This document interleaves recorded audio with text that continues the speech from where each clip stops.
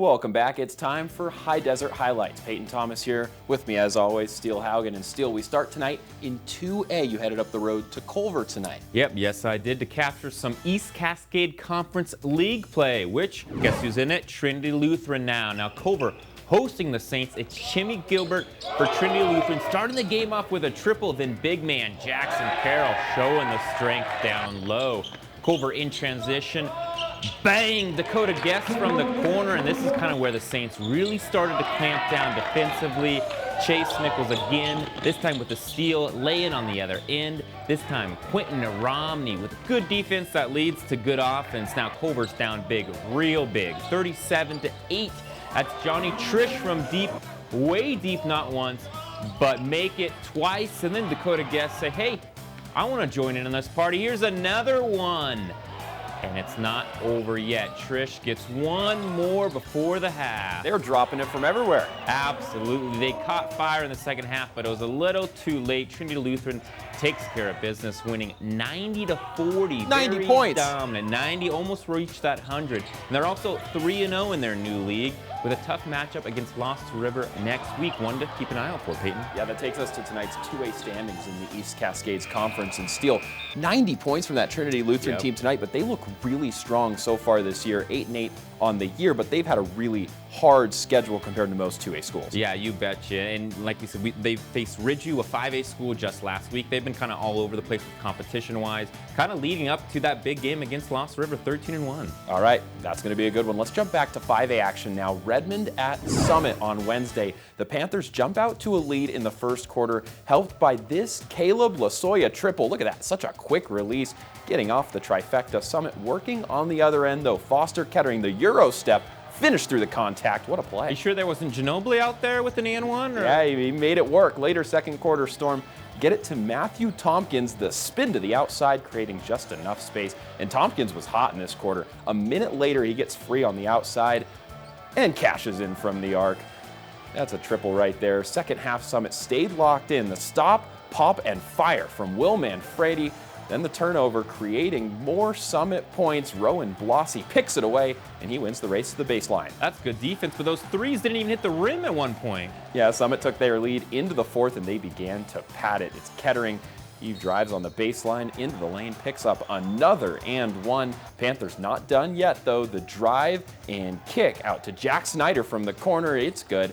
Take a look at Summit in transition. They go right over the top, wasting no time to get these points. Right back as Manfredi adds some more on top right at the end. It's enough for Summit. The Storm pull away from Redmond and start off league play, a 68-58 home win. Yeah, and that was a big win because when league play comes, those standings are going to come at the end of the year, and that's one to look out for. And that takes us to our 5A boys scores from Wednesday. Both Mountain View and Caldera also finding wins. Steele, that Caldera Ridgeview game, definitely a good one. Those are two solid squads this year. Absolutely, yeah. Caldera having a fantastic season. And those results do shake up the standings now. Caldera on top of the conference at 11-4 overall. And take a look at that. Number one, top ranked in 5A. All right, let's head out Highway 20 to Sisters now. The Outlaws at home in league play against Elmira Tuesday. They get things moving early offensively with this crafty hook shot from Garrett Sager in the second. Sisters go back to the inside game. William McDonald with a soft touch off the glass. Very next play, Outlaws take the rebound and get on their horses. I mean, this team is just so fast. They have so much speed moving up and down the floor. It's Cale Gardner, Tashar, finally Oliver Bernhardt for the two. That's that three-man weave you do in practice every day. You're always asking Totally. why. That's why right there. Yeah, Sisters narrow lead into the second half, and again, it's the deadly transition game. This time, McConnell, well, he corrals it. They almost lost it there, but then tosses it forward for Landon Scott. Scott makes no mistake on the tough finish for the and one. The flex on him, too, or no? I thought he would. He could have had the celebration there. A few minutes later, Outlaws still in front, and they get moving from deep. It's Gardner from downtown.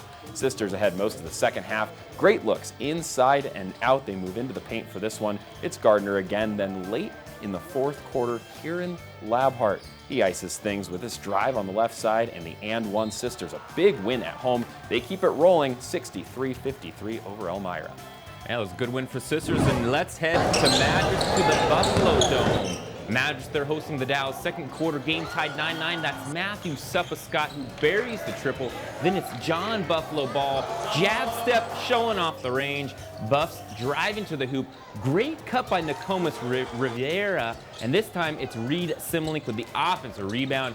Put back, just working hard down low. Simlink, he goes for the drive this time, and guess who's there? It's Suppa-Scott to clean things up for him this time. Buffaloes, they have the ball. Where's Matthew Scott one more time? They're swinging it to the outside. This time, it's Troy Adams who shows off the range. Madras outscored the Dows 23-6 in that second quarter, Peyton. But the second half, much of the same. Suppa-Scott, he had another hook shot in the arsenal. Then the Dows press break, too easy. Suppa-Scott with a little hook shot, and Reed Simlink drive.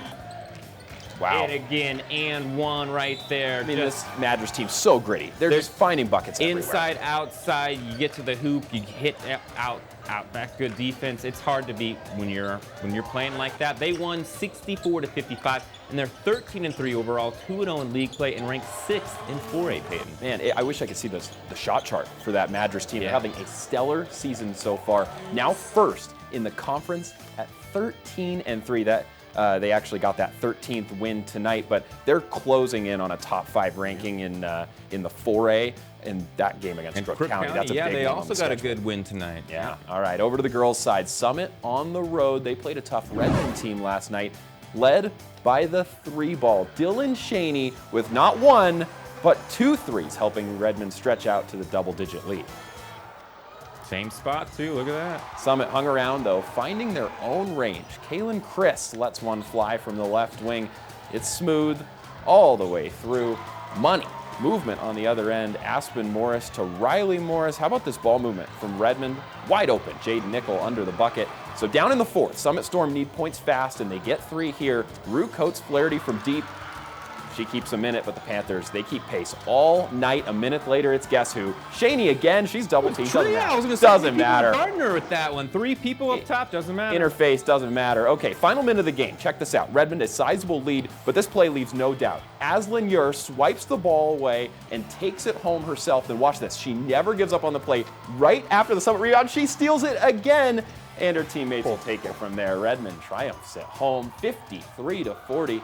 Over Summit. Those are 2 of the best 5A girls teams this year, but with the win, Redmond now on top of the Intermountain Conference on the girls' side. Yeah, and that was big competitive league play right there, and that called hustle for Redmond. That was a lot of fun game to watch. Staying with girls basketball, the Culver Lady Dogs, they also hosted Trinity Lutheran doubleheader tonight. This was a close one in the first half. Both teams trading buckets. Denaya Correa finds Abro Gonzalez down low for the Lady Dogs. But a good pass from Ella Prelog to Mariah Smith lays it in for the Saints. Then it's Prelog from deep, corner 3, but matched by Correa with a corner 3 of her own. And check this out, Elsie Berge banks it in right before the buzzer at halftime. The Saints had a small 27-24 lead at the half, but Trinity Lutheran had a monster third quarter. They outscored Culver 18-2 in that third quarter alone, which ultimately gave them a big 51-30 victory. All right, finally we head out back to Sisters. It's time for the girls. The Outlaws playing the Elmira Falcons this on Tuesday. And Steele, if we know anything about this Sisters team, they can shoot the basketball. Yes, they can. Nothing but net right there. And they can also play some defense. Audrey Corcoran, who you just saw with that 3, well, she has the steal here and the easy break for points too. As she lays it in, she can do it on all aspects of the floor. So how about this corner 3 right here?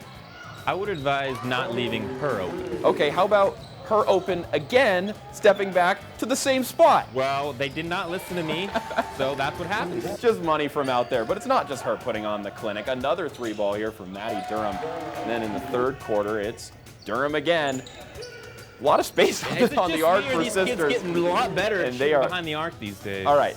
Few seconds remain, tie ball game. Seconds ticking away. 5 seconds to go. Sisters put up this shot. No good, but the offensive rebound. A foul right before the buzzer. Game on the line. Free throw to win it for Verbena Brent. And the freshman, ice in her veins. She gets it done. And Sisters get it done. A thriller 43-42 over Elmira. What a quality win against a good league team. All right, top play of the night and our future game to look forward to coming up after the break.